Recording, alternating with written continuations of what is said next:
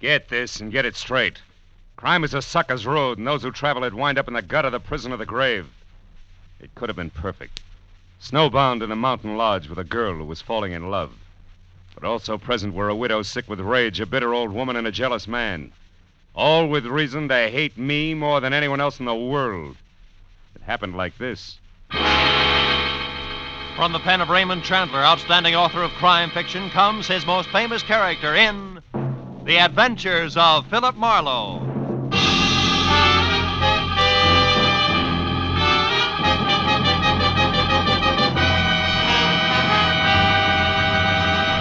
Now, with Gerlad Mohr starred as Philip Marlowe, we bring you tonight's exciting story, The Grim Echo.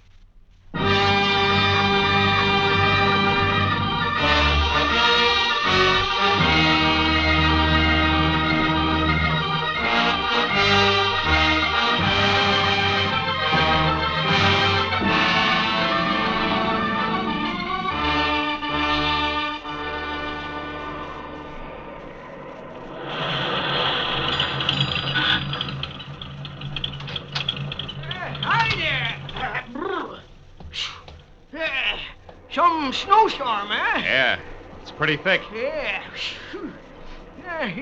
You're lucky you caught me, son. Yeah? We're just closing up. What do you have? Better fill it with a regular, huh? Okay. Does that mean that you're aiming to go on? That's right. Gotta get back to L.A. I wouldn't advise it, son. Old Jacker sure wouldn't. Liable to hit 10 below, they say. Yeah? Where you been, skiing? Yeah, a week of it up at Angel's Roost. How's the road ahead? Well, you got 40 miles or nothing but mountains to the next town, you know. You're bound to get drifted over any time. Hey, why don't you blow that thing? Huh? Hey, what's the tariff? Oh, call it $3 even. You know, I've been running this Mobile gas station here for 20 years, and I know these storms are nasty. Oh, thanks. Yeah, I'll be all right. That's what you all say. Out on the road, you could freeze to death. Real easy. And this plaid shirt I'm wearing, you're ripping me, Pop. Listen, that shirt won't even start to keep you warm on a deserted highway in this blizzard. Take it from old Jacker and Son, I know. Yeah, well, thanks anyway. So long, old Jacker.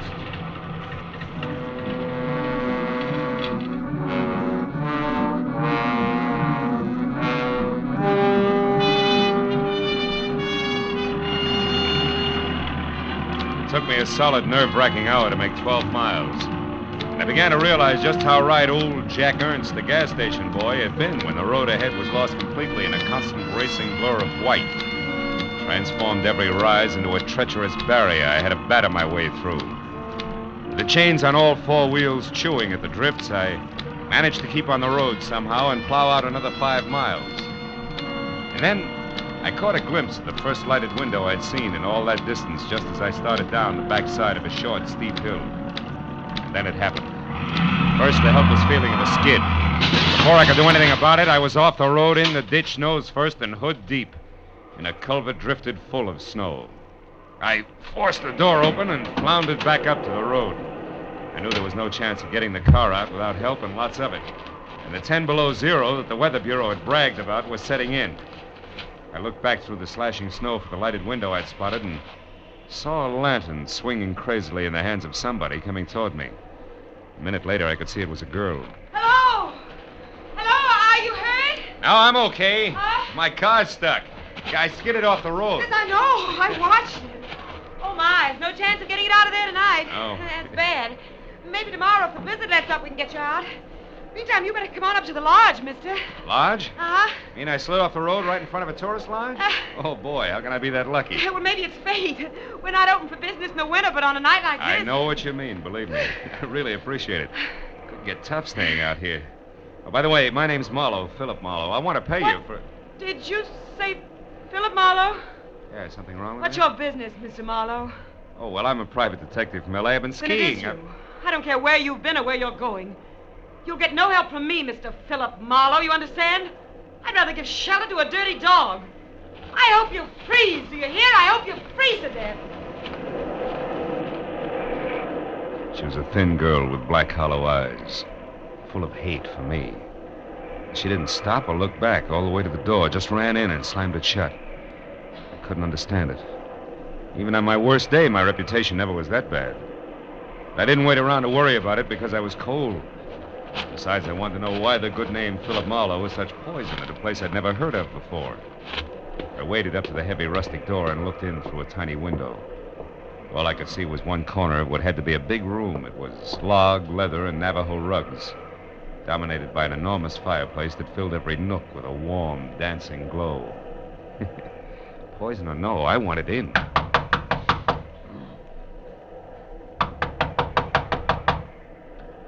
Coming, just a minute. Oh, hello. Hello. You picked a bad night to travel. Sure did. Oh, well, won't you come in? Oh, sure. I'm Donna. How are you? This is Echo Lodge. We're not open now, but, well, of course you can't go on in the storm. No, I can't. Besides, my car's in the ditch. Well, you'll be spending the night then. I'd love to, but there seems to be two schools of thought on that subject. Well, what do you mean? Well, I don't know why, but, I don't think I'm very welcome. Why do you say that? Well, I'll tell you why, Donna. Well, Helen. Oh, dear, what's wrong? You've been crying. Do you know who he is? No, we haven't gotten around to the magic of my name yet, Helen, but maybe you'll be good enough Our to tell name me. is Baraki. Does that mean anything to you?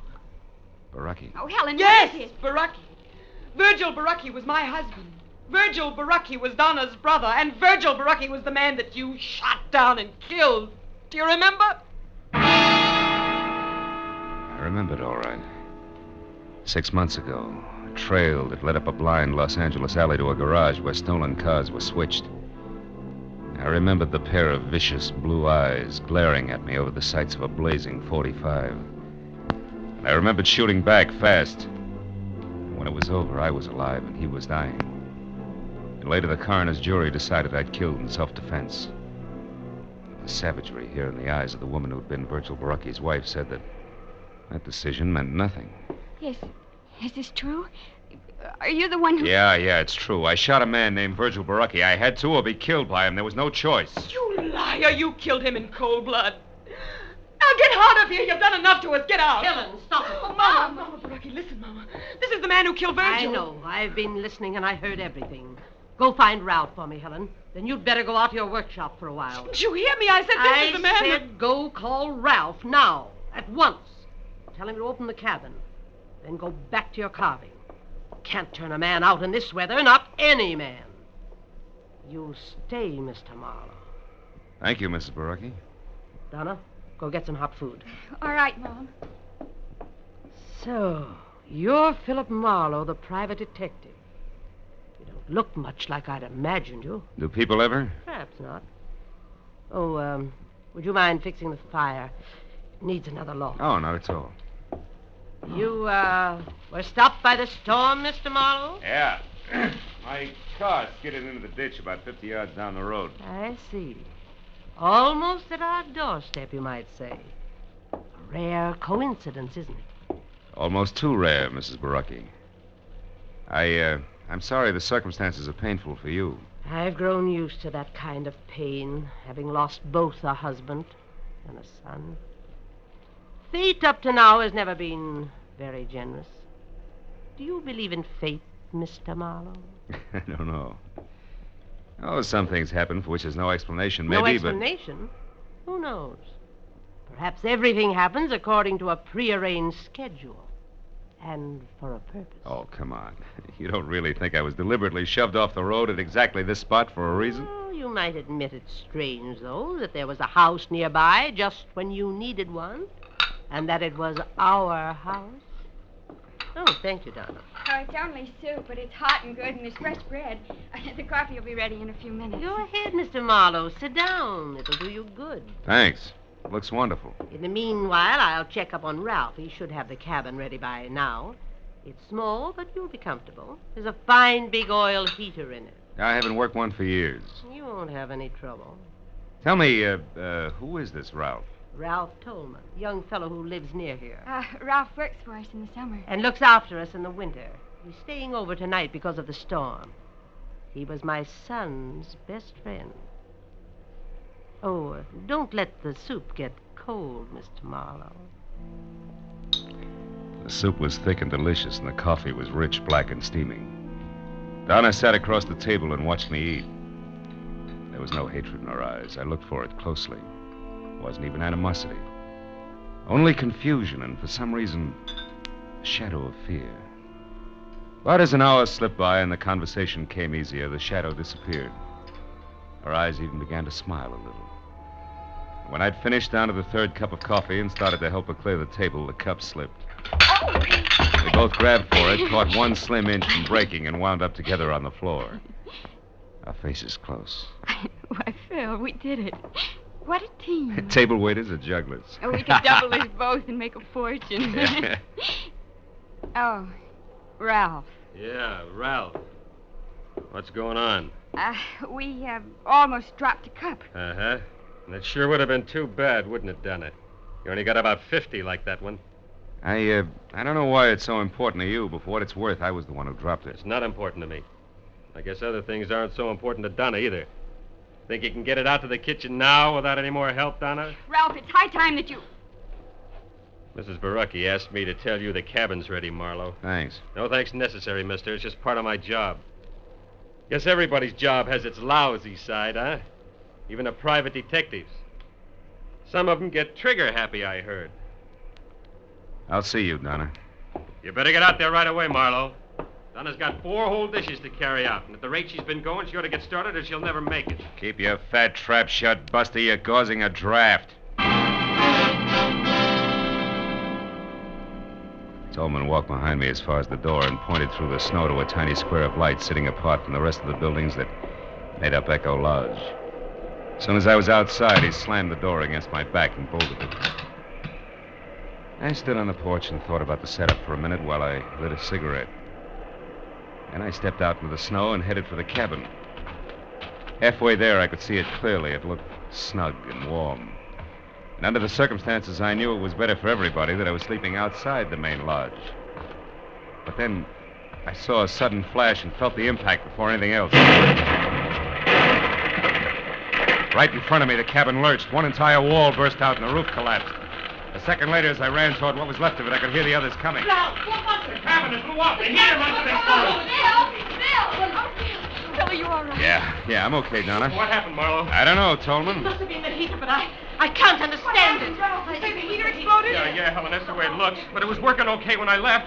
I guess it's not going to burn, though. The snow's put it all out. Oh, Phil, just another few seconds and you'd have been in there. You'd have been killed. Yeah, maybe that was fate, too, huh? Maybe. Donna, get away from him. Now, Helen. I wish you had been in there, Marlowe. You deserve it. Stop it, Helen. He's got no business here. Stop it, Now, you let hear? me alone. Good Lord, after what he's done to us, how can you bear even to look at him? Oh, Helen, come back here. Let her go. This was an accident, Donna. An accident, you hear? They happen, don't they, Mr. Marlowe? Oh, sure. Everybody knows accidents will happen, Mrs. Barucki. Of course, but... Oh, then let's get back into the house before we freeze to death. You can have my room now. I'll sleep with Donna. Come along, all of you.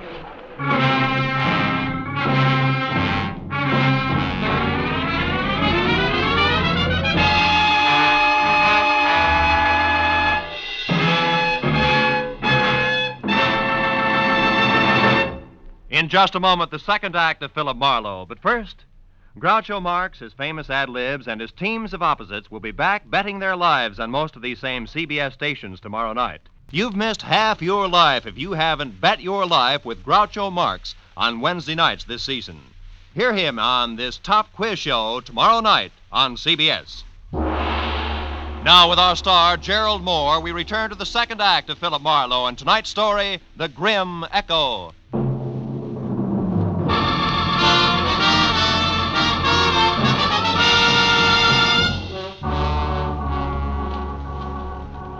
It was a dreary little procession that trudged back toward the lodge again from the shuttered cabin.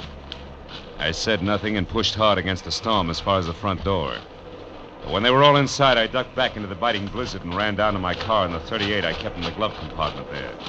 I figured it would be a warning comfort through the long, cold night ahead. Until I saw that somebody else had figured the same way. The lock on the glove compartment had been sprung, and the gun was gone.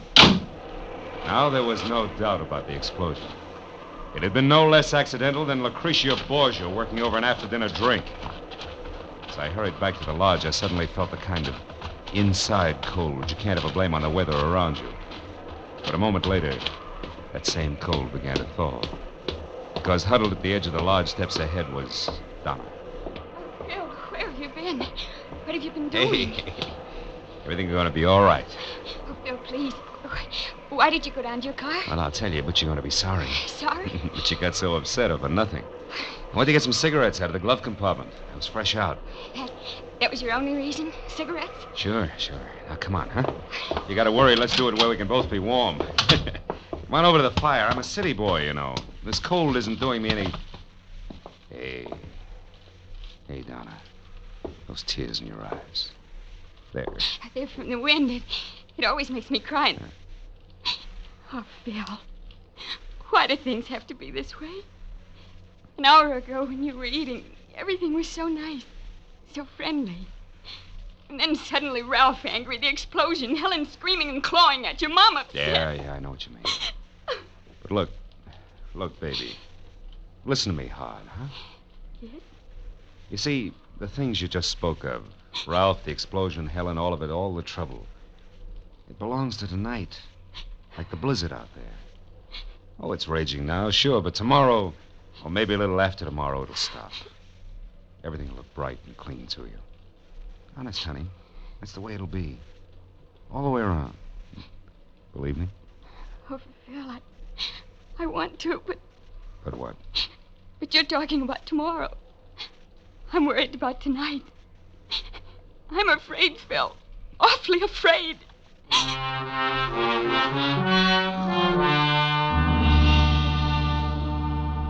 I spent the next 10 minutes trying to convince Donna that there wasn't anything to worry about. And then when she'd gone to her room, I went to mine and started all over again, trying to convince myself. The out-of-season fireworks at the cabin and the gun stolen from my car made that a very tough proposition. And I checked the room, which was on the ground floor and close to the kitchen. And then I bolted the door and looked forward to some much-needed sleep. After that, I took off my shirt and shoes only, got into bed, and waited for sleep, which a weekend of skiing made more important than a cabin full of hate. Suddenly, I was wide awake and sitting straight up in bed. The footsteps could have belonged to my dream. The door that closed couldn't have. I scrambled out of bed and ran to it, but it was still bolted. So I turned to the single closet in the room and opened it sharply. It was empty, except for a long, thin finger of light that streamed through a keyhole. A keyhole that belonged to a door at the rear of the closet that gave out onto the kitchen. Obviously, the closet had once been a pantry. I tried the door, but it was bolted from the kitchen side. I got into my shoes, grabbed my shirt, and ran out of the room, around to the kitchen, and smack into a very surprised Ralph. Marlowe, what are you doing up and roaming around? I'm a sleepwalker. What's your excuse? Come on, let's have it. I'm through playing target for tonight. Target! Get your hands off me, Marlowe! When I know why you're here and exactly what's on your mind, I will, not before. Well, have we come to terms? All right, let go. I'm here because my room is on the ground floor, and I heard somebody cross through the house and come into this kitchen. So I decided to investigate. You're a liar. You were in my room, Tolman, and you know it. You got in through the door that leads into the closet. Come on, Buster, let's level. We're keeping each other awake. Listen, Marlowe, I don't like you. Honest? And I don't like the way you and Donna are... The way we're what? Come on, boy, get it off your chest. Never mind that now. Look at this. Wood shaving, so what? Yeah, found it near the door to the closet in your room. Might also be the answer to who your visitor was. She left her calling card. What do you mean, calling card? Helen. She's always covered with these shavings. She makes things out of rough pine. Where is this workshop of hers, Tolman? Out in the back, just beyond the barn. What are you going to do, Marlowe? Not that it's any of your business, but I'm going to see the lady, and I'll see you.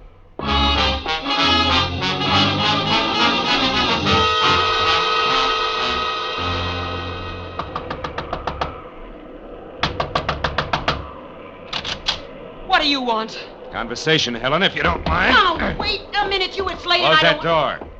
I will not. Then I will. Now get over there and sit down. We got a few things to clear up. Like what? The way you murdered my husband, perhaps? Cut it out. Stop it, Helen, or I'll twist your arm off. Let me go, Just as soon as you decide to behave. Those nails of yours draw blood, baby. Were they going to be good? Yes. All right. Now Now sit down over there, away from those sharp chisels you work with, and keep your hands in your lap. Go on, that chair there. Very well, Mr. Marlowe. Anything to accommodate the man who murdered my husband. Which brings us right to the point. You deny it.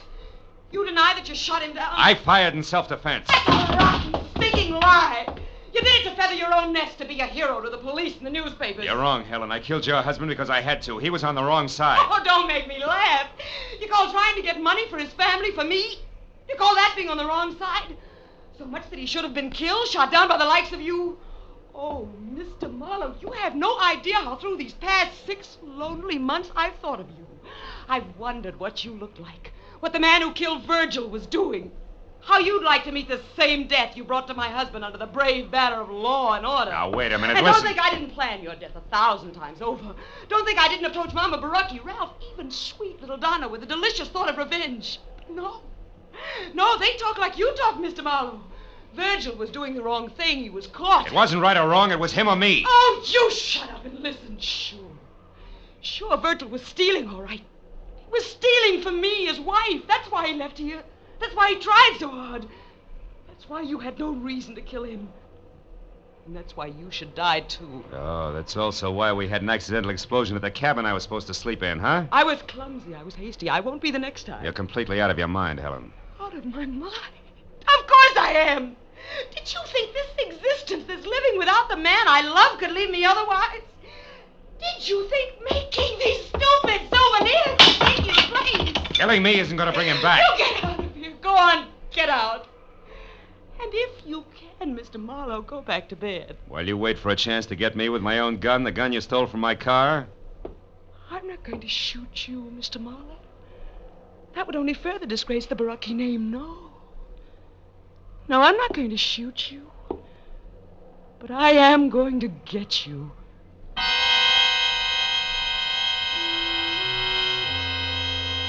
For a long, chilling moment, I stared into the eyes of the half-crazed woman standing in front of me. The ice-cold, bottomless eyes that a cancerous hate had destroyed as something human. Then as I turned and started out of the room, I knew that I'd made a mistake that night. And Virgil Barucki had died in my arms. A mistake I had to correct before it was too late. And there was nothing left of Helen but the ruthless machinery of a mind dedicated to murder. I headed back for the house and a talk with Mama Barucki, which I figured had to be the first immediate step. But when I'd gone only a dozen yards from the workshop, I stopped. Phil, I'm over here. Donna, what are you doing out here? I couldn't sleep, Phil. I was too worried about you. And then when I saw you leave the house from my window and head for the workshop, Phil, your face. Oh, it was Helen. She got a little upset in there. A little? Oh, look at you. Your pocket ripped off your shirt, your face scratched. Oh, it's all right, Phil, Donna. She could have... No. Hey, my pocket ripped off. The gun. Oh, Phil, what is it? Tell me, please. Now, hold it, Donna. Give me a second. Yeah, sure, it adds, all right. Now, look, get over there inside the barn and scream. Long and loud, huh? Scream? Yeah, it's our only chance. Go on, do as I say, Donna. Scream. All right. I'll do it, Phil, whatever you say.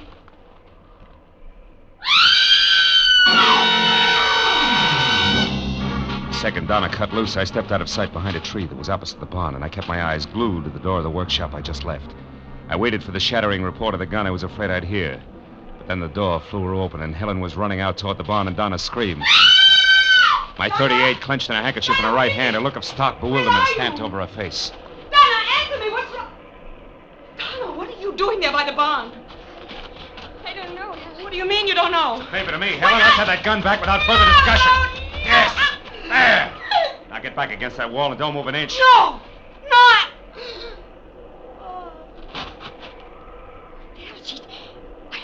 Phil, what is all this? Attempted murder, honey. She's all right. Attempted murder? You mean Helen here was going to try and kill someone? Yeah, herself. Or suicide? Uh-huh. Suicide that would be called murder and pinned on me. It's going to be her way of getting even. Oh, no, Phil, I can't believe She it. tried to once, honey, the explosion at the cabin. But when that failed and everybody knew how she felt about me, a warped mind hit upon this little plan, and all the pieces would have fit tight, too. What pieces? What do you mean? That one, we argued.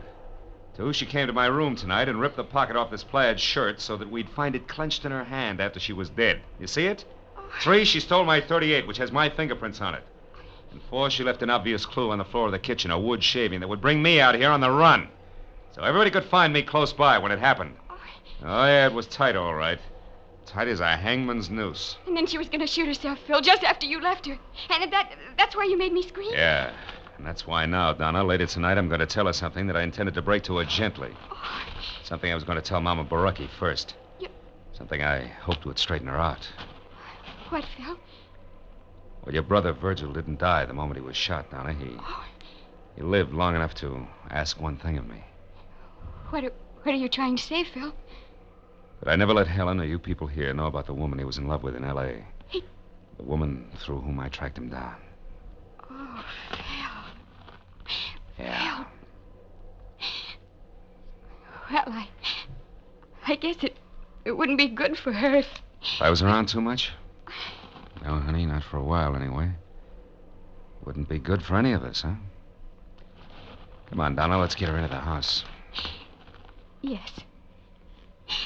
Yes, Phil.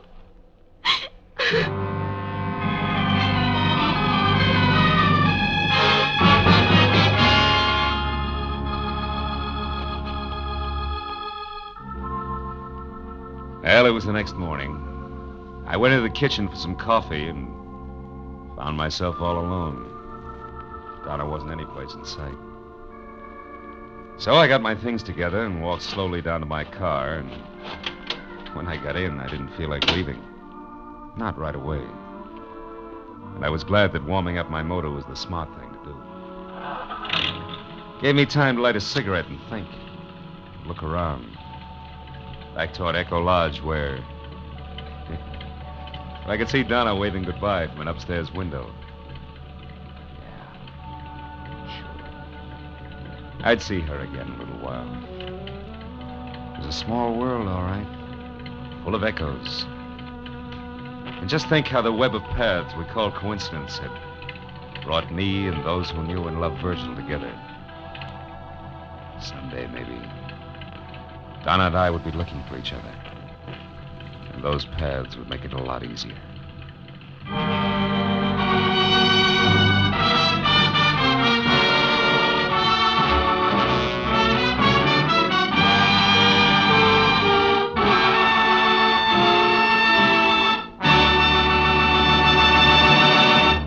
The Adventures of Philip Marlowe, bringing you Raymond Chandler's most famous character, star Gerlad Mohr, are produced and directed by Norman MacDonald and are written for radio by Robert Mitchell and Gene Levitt.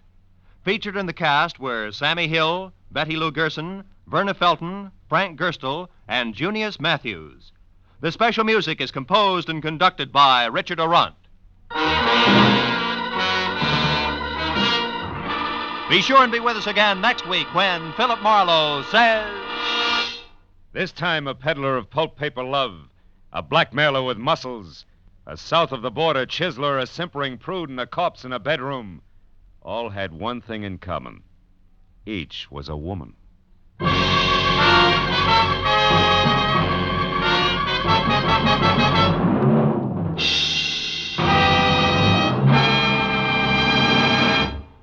Al Jolson will pay another of those wonderful visits to Bing Crosby this Wednesday night. And the gags and songs will again fly thick and fast. Bing and Al will team up to sing Waiting for the Robert E. Lee and Whispering. And as for the gags, well, just tune in on most of these same CBS stations. Remember, that's this Wednesday night, the CBS Bing Crosby Show. This is Roy Rowan speaking. Now, stay tuned for Pursuit, which follows immediately on most of these same CBS network stations.